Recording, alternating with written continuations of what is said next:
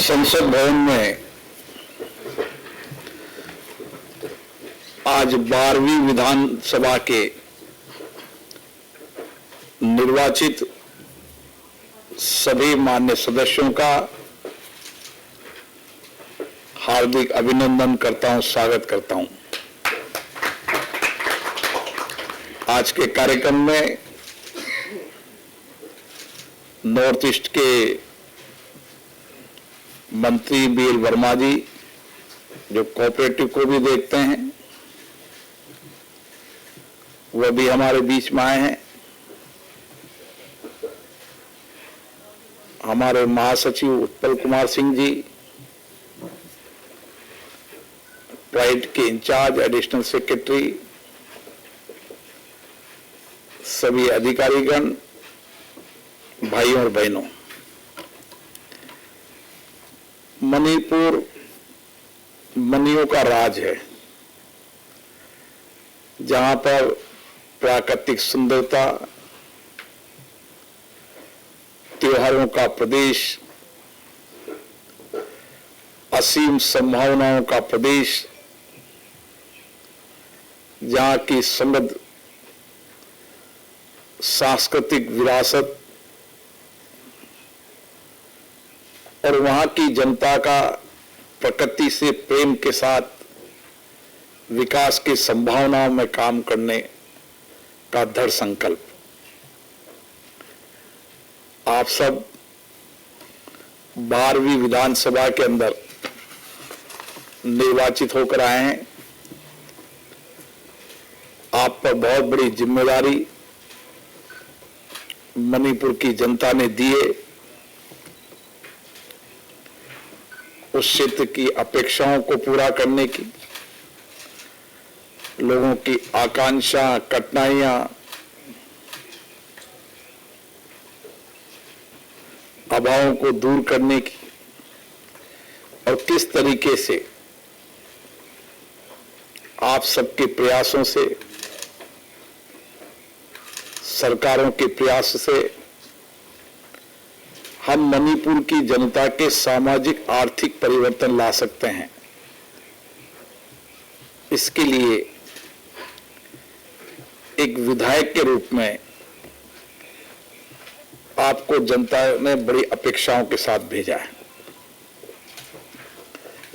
भारत का संसदीय लोकतंत्र आज दुनिया के लिए मार्गदर्शक की भूमिका के रूप में है। आजादी के बाद हमारे सामने चुनौती थी कि हम लोकतंत्र को जनता से समर्पित रखते हुए किस तरीके से बेहतर लोकतांत्रिक संस्थाओं के माध्यम से समाज के सामाजिक आर्थिक जीवन में परिवर्तन लाते हुए समाज में समानता के साथ उस समय मौलिक अधिकार और अधिकार के साथ जनता की भावनाओं के अनुरूप राज्य और केंद्र के अंदर नीतियां और योजना बनाकर उनका विकास कर सके। क्योंकि ये वर्ष आजादी के अमृत महोत्सव का वर्ष है, और जब आजादी का अमृत महोत्सव है तो हमें उन लोगों को याद करना है जिन्होंने इस देश के लिए कुर्बानी दिया, बलिदान दिया, एक लंबी लड़ाई, आजादी की लड़ाई लड़ी। किस तरीके से उस समय क्रांतिकारियों नेताओं ने देश को सामने रखकर किस समर्पित भाव से, समर्पण से, सेवा से, त्याग से, बलिदान से इस देश को आजाद कराया। इसलिए ये वर्ष हमारे लिए उन स्वतंत्रता सेनानियों को स्मरण याद करने का वर्ष भी है, और उनके देश के प्रति, राष्ट्र के प्रति समर्पित भाव से काम करने का उनका लक्ष्य हमें नई प्रेरणा देता है, नई ऊर्जा देता है। हम सब लोग उस राज्य से आते हैं जो राज्य किसी जमाने में पिछड़ा था, न रोड कनेक्टिविटी थी, न रेल कनेक्टिविटी थी, न एयर कनेक्टिविटी थी, न पीने का पानी था। एक बुनियादी आवश्यकताओं से संघर्ष कर रहा था। लेकिन आप सबके लोकतांत्रिक संस्थाओं के प्रयासों से, चुने हुए जनप्रतिनिधियों और सरकारों के प्रयासों से, केंद्र सरकार के प्रयासों से आज मणिपुर विकास की तीव्र रफ्तार से आगे बढ़ रहा है। लेकिन अभी भी एक असीम संभावना है विकास की मणिपुर में है, क्योंकि पूर्वोत्तर में मेरा कई बार जाना हुआ। पूर्वोत्तर संस्कृति को संरक्षण करते हुए हमें विकास की योजनाएं बनाना है, जहां हमारी पूर्वोत्तर संस्कृति भी संरक्षण भी रहे, वहां की परंपराएं, रीति रिवाज, वहां की प्राकृतिक संपदा, उस सबको संरक्षित करते हुए हमें विकास के मॉडल को बनाना है।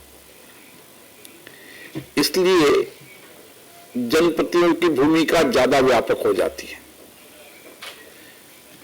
जनप्रतिनिधि जनता से सीधा संवाद देता है, वो जनता के बीच में रहते हैं तो उनकी समस्याएं, अभाव, कठिनाइयों को जानते हैं। इसलिए विधानसभाओं के माध्यम से हम सदन में उनकी भावनाओं को अभिव्यक्ति करते हैं। इसलिए सदन मर्यादित चले, अनुशासित चले, सदनों के अंदर सार्थक चर्चा हो, संवाद हो।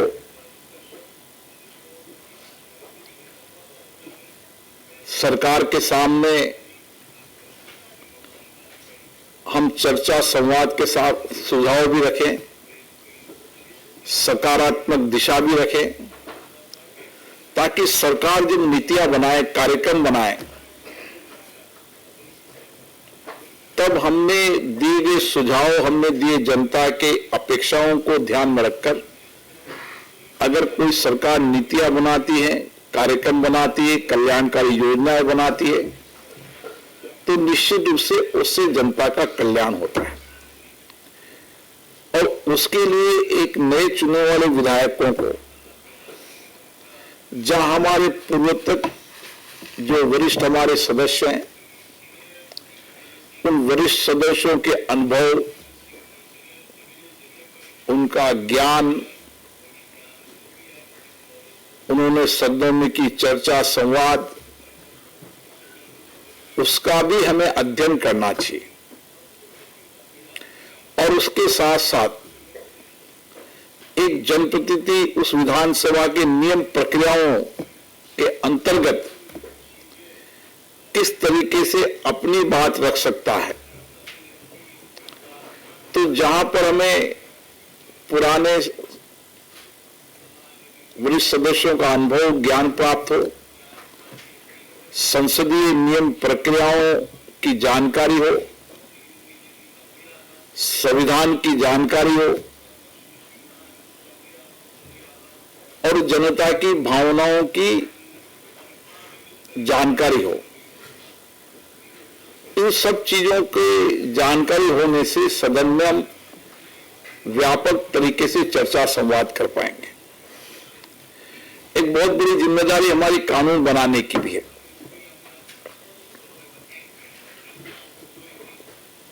मणिपुर विधानसभा ने महत्वपूर्ण कानून बनाकर मणिपुर की जनता के जीवन में सकारात्मक परिवर्तन लाए, कानूनी उनको अधिकार दिया है। कानून जनता के लिए बनते हैं ताकि उनको कानून के अंतर्गत अधिकार मिल सके, जनता को कानून के अंतर्गत न्याय मिल सके। कानून अगर सही बनता है तो शासन और प्रशासन में जवाबदेही भी होती, पारदर्शिता भी होती। इसलिए कानून बनाते समय विधानसभा में हमें पूर्वोत्तर कानूनों का भी अध्ययन करना चाहिए, क्योंकि कई बार कानून के अंदर मूल कानूनों में संशोधन लाते हैं। जब मूल कानून में संशोधन लाते हैं, कुछ कंक्रीट सब्जेक्ट होते हैं जिसको केंद्र राज्य बना सकता है, कुछ कानून राज्यों को ही अधिकार है, कुछ कानून केंद्र को ही अधिकार है। हमारी संविधान की अनुसूची में स्पष्ट रूप से कानून बनाने का अधिकार को स्पष्ट किया है। इसलिए जो राज्यों के जो कानून बने, उस समय मूल कानून में संशोधन हो तो कानून बनाने का उद्देश्य क्या था, क्या क्या उसमें चर्चा संवाद हुई थी, और कानून में आज जो संशोधन कर रहे हैं उन संशोधनों से कानून के माध्यम से क्या प्रभाव पड़ेगा। इसके लिए अगर हम जनता से इनपुट लें, जनता से जानकारी प्राप्त करें, हर कानून पब्लिक डोमेन में जाता है, तो पब्लिक से हम उस कानून के बारे में व्यापक चर्चा संवाद करेंगे तो कानून पे व्यापक रूप से चर्चा संवाद कर पाएंगे। इसलिए कानून व्यापक चर्चा संवाद से बनना चाहिए, और व्यापक संवाद कानून के साथ हमारे जनता का इनपुट, पुराने कानून बनाने का कारण और नए कानून पे पड़ने वाले प्रभाव, उसके आकलन के साथ अगर हम चर्चा संवाद करेंगे तो बेहतर कानून बनाएंगे, कानून में कोई कमी नहीं रहेगी, और उस कानून से जनता का सामाजिक, आर्थिक और उनके जीवन में एक सकारात्मक परिवर्तन आएगा। मौजूदा विधानसभाओं में ये सब हमारी जिम्मेदारी होती है। इसलिए नए विधायकों को विशेष रूप से सदन में ज्यादा से ज्यादा सदन में बैठना, ज्यादा से ज्यादा सक्रिय रूप से चर्चा संवाद में हिस्सेदारी लेना,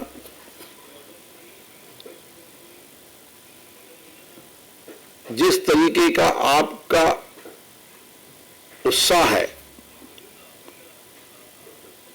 यहां महिला सदस्य भी बड़ी संख्या में चुनकर आई है मणिपुर में, और महिलाओं का पूर्वोत्तर राज्यों में विकास में बहुत बड़ा योगदान है। केवल पूर्वोत्तर राज्य में नहीं, देश के अलग अलग हिस्सों के अंदर पूर्वोत्तर क्षेत्र की महिला कामकाजी होती है, परिश्रमी होती है, एक विजन के साथ काम करती है। तो हमें उस प्रदेश और देश के परिप्रेक्ष्य में और दुनिया के अंदर क्या परिवर्तन हो रहा है, उस परिप्रेक्ष्य में सदन में चर्चा करनी चाहिए, क्योंकि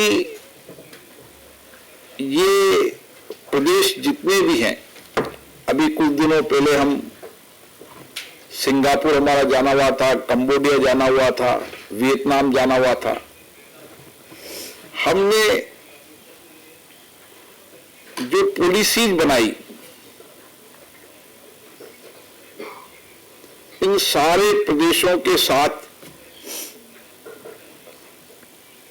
हमारे पूर्वोत्तर देशों के साथ उस पॉलिसी के अंतर्गत हमारा उन देशों के साथ निकट संबंध हो, हमारी सांस्कृतिक, हमारा टूरिज्म, हमारा व्यापार उद्योग, क्योंकि पूर्वोत्तर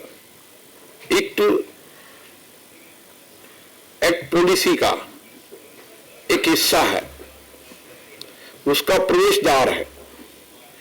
इस नाते भी आप देख लें कि पूरी नवंबर से लेकर पूरी की पूरी बाउंड्री आपसे जुड़ी हुई है। इसलिए वहां के अंदर जो देश के अंदर सामाजिक परिवर्तन और आर्थिक परिवर्तन, उसका प्रभाव भी पूर्वोत्तर प्रदेशों में पड़ता है। आज हम एक गर्व के साथ कह सकते हैं, भारत की पॉलिसी नीतियां, भारत के प्रधानमंत्री का विजन पूरे विश्व के साथ उनके व्यापार, उद्योग, पर्यटन, सांस्कृतिक संबंध, इसके कारण देश के अंदर आज एक सकारात्मक वातावरण बना है। दुनिया के अधिकतम देश भारत के साथ अपने संबंधों को मजबूत करना चाहते हैं, नजदीक संबंध बनाना चाहते हैं। इसका कारण भारत की लोकतांत्रिक व्यवस्था भी है कि भारत के अंदर लोकतंत्र सशक्त और मजबूत है। कानून बनाते समय बुनियादी जनता की आवश्यकताएं और इंटरनेशनल परिवर्तन के साथ कानून बनाते हैं। एक स्थिरता वाला देश भारत है।